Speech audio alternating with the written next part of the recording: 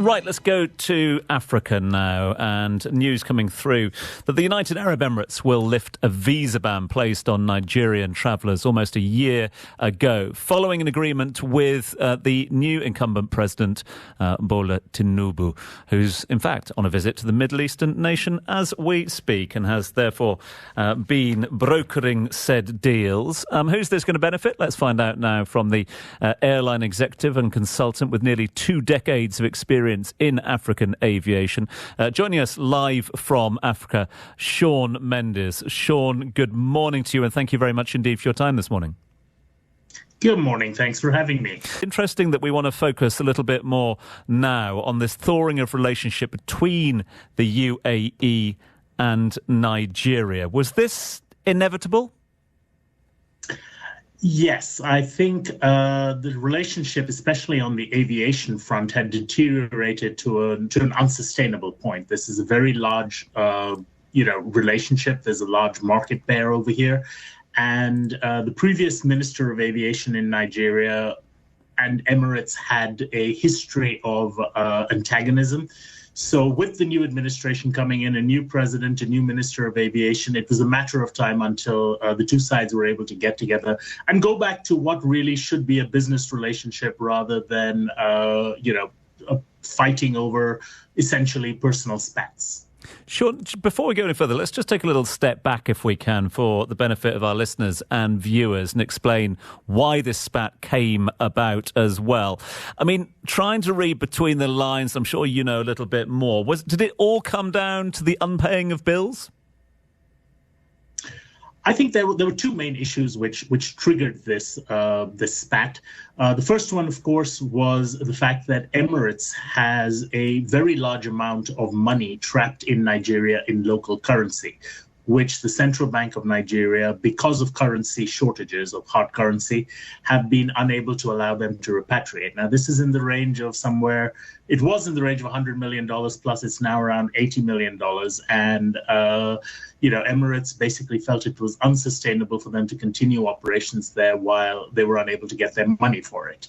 Additionally, Nigerian carriers continued to complain that they were unable to get access on equivalent terms to Dubai Airport slots. Dubai Airport is extremely congested. If you want slots, you're not going to get them necessarily at the time and terminal that you want them. And, that was also becoming a bit of an issue because Nigerian carriers wanted to start at short notice and were being told, sorry, you're going to need to go to Sharjah or you're going to need to operate at a different time of day, which also, triggered a bit of pride in that respect. So I think these were the two issues primarily that triggered the escalation of hostilities between the two sides and led to both Emirates pulling out of Nigeria as well as the UAE in retaliation to Nigeria's intransigence on releasing the funds to blocking Nigerian tourist travelers from coming to the UAE. You talk of the travellers there, and we know there is a huge Nigerian expat community here in the UAE and across the GCC as a whole. Given that, and given the sort of temperature or the demand to travel to the UAE from Nigeria and those business ties between the two, one's assuming that if we can get things back to the way they were, there will be a huge bounce-back ability here. Oh, absolutely. And I think, the market between Nigeria and the UAE was around 500,000 passengers in 2019, just before COVID. So the potential for a huge bounce back definitely does exist. And in fact, if you look at other countries in the region, for example, Ghana, which is, a very similar profile to Nigeria with travel to the UAE, traffic to the Middle East is actually up in 2022 relative to 2019 numbers. Now, a lot of that is probably due to the FIFA World Cup and, other events in the Middle East. But the general trend from West Africa has been that travel eastwards to the Middle East, to India, has been replacing travel to Europe and China as part of the post-COVID recovery. So I think the potential for Nigeria to bounce back into the UAE market strongly and maybe even stronger than before is tremendous. And I think we might see that happen as soon as this Christmas. We mentioned new administration coming in there for willingness to talk around the tables. Also, of course, the recent trip of the president here to the UAE and high-level high-level meetings as well. How do we sort out... I mean, it was great getting the sort of diplomatic talks around the table underway, but how do we sort out those issues of landing and access slots at the airports?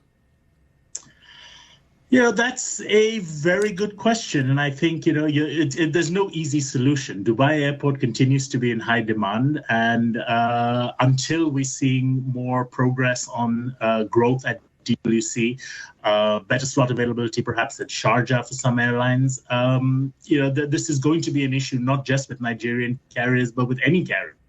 There's a similar issue brewing with India in terms of additional seats needed in the Indian market, both for UAE carriers and Indian carriers, which is partly being held up by access to Dubai.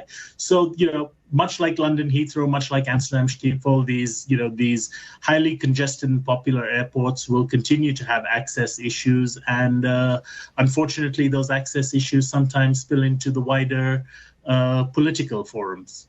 Just the practicals to wrap up on. Only about 30 seconds left with you, Sean. But is the services to be renewed immediately? Ticket sales underway already?